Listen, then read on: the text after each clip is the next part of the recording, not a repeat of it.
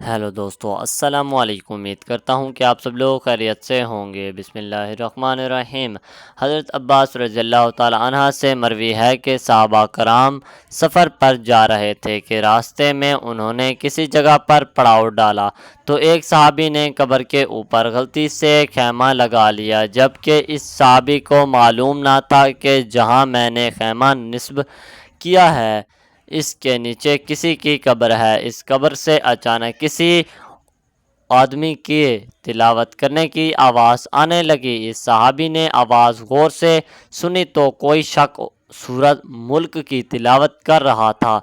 صحابی نبی کریم صلی اللہ علیہ وسلم کے پاس پیش ہوئے اور کہنے لگے، اے اللہ کے نبی، جس جگہ میں نے خیمہ نصب کیا تھا وہاں کسی آدمی کی قبر تھی جو کہ میرے علم میں نہ تھی۔ میں نے کسی قبر کے اوپر خیمہ نصب کر لیا ہے تو میں نے سنا ہے کہ کوئی آدمی قبر میں سورہ ملک کی تلاوت کر رہا ہے۔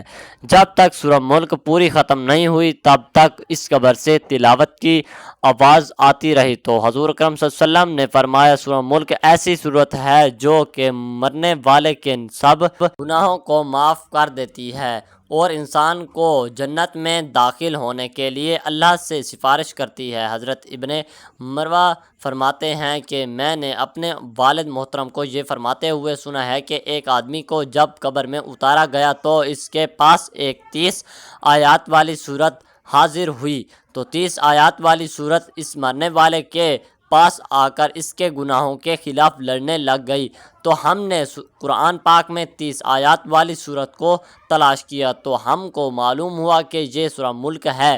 حضرت ابو ہریرہ رضی اللہ تعالیٰ عنہ سے روایت ہے کہ حضور نبی کریم صلی اللہ علیہ وسلم نے فرمایا ہے کہ قرآن پاک میں ایک ایسی سورت ہے جو کہ 30 آیات پر مشتمل ہے۔ جو انسان اس سورت کی تلاوت کرتا ہے تو اللہ تعالیٰ اس سے یہ سورت تلاوت کرنے والے کی سفارش اس وقت تک کرتی رہے گی جب تک کہ اللہ تعالیٰ یہ سورت پڑھنے والے کے سب گناہ کو معاف نہیں کر لے دے گا۔ صحابہ نے دریافت کیا، اے اللہ کے نبی، اتنے بابرکت کون سی صورت ہے؟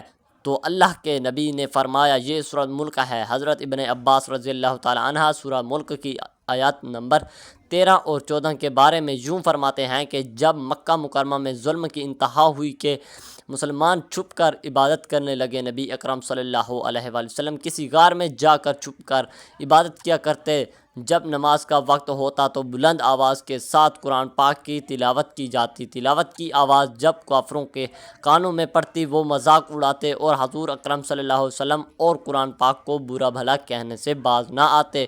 انہوں نے نبی کریم اور صحابہ کو اتنا تنگ کیا یہاں تک کہ اللہ کی طرف سے نبی اکرم صلی اللہ علیہ وسلم کو حکم ہوا، اے پیغمبر، زیادہ بلند آواز سے قرآن پاک کی تلاوت نہ کریں کہ کافر سن کر آپ اور قرآن پاک کو گالیاں دیں، اور نہ ہی زیادہ نیچی آواز میں پڑھیں کہ آپ کے ساتھی بھی قرآن کی آواز نہ سن سکیں، بلکہ درمیانی آواز کے ساتھ قرآن پاک کی تلاوت کیا کریں، کیونکہ اللہ تعالیٰ تمہاری ظاہری و باطنی باتوں کو خوب جاننے والا ہے۔ وہ تمہارے سینوں کے راز جاننے والا ہے۔ وہی نہ جانے جس نے تمہیں پیدا کیا ہے، وہ باریک بین اور ہر چیز سے باخبر ہے۔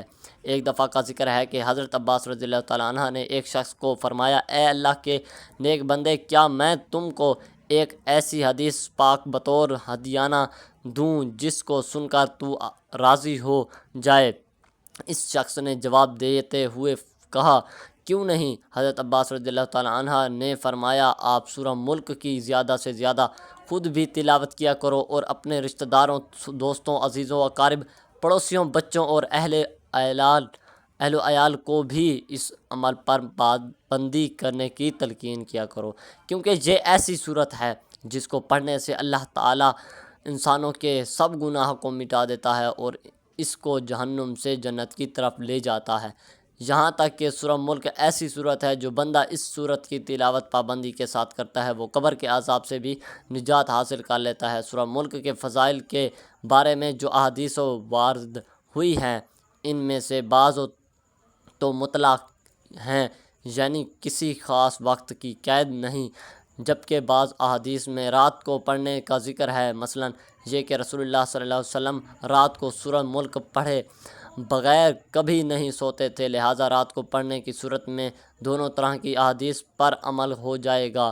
ہمیں چاہیے کہ ہم خود بھی سورہ ملک کی تلاوت کریں، وقت تلاوت کیا کریں اور دوسروں کو بھی اس کی تلقین کیا کریں۔ سورہ ملک کے پڑھنے والا اس دنیا میں بھی کامیاب ہے اور آخرت میں بھی کامیاب ہوگا۔ اللہ سے دعا ہے کہ اللہ ہمیں سورہ ملک کی پابندی کے ساتھ تلاوت کرنے کی توفیق عطا فرمائے، آمین۔ دوستوں امید کرتا ہوں کہ آپ کو یہ ویڈیو اچھی لگے گی۔ مزید اس طرح کی ویڈیو دیکھنے کے لیے ہمارے چینل کو سبسکرائب کریں اور بیل آئیکن ضرور پریس کریں۔ دوستو آپ ہمارے چینل پر ایک مرتبہ ضرور وزٹ کریں تاکہ ہماری مزید اس طرح کی ویڈیو دیکھ کر اپنی زندگی بہتر بنا سکیں اور اپنی آخرت کو سنوار سکیں۔ اللہ حافظ۔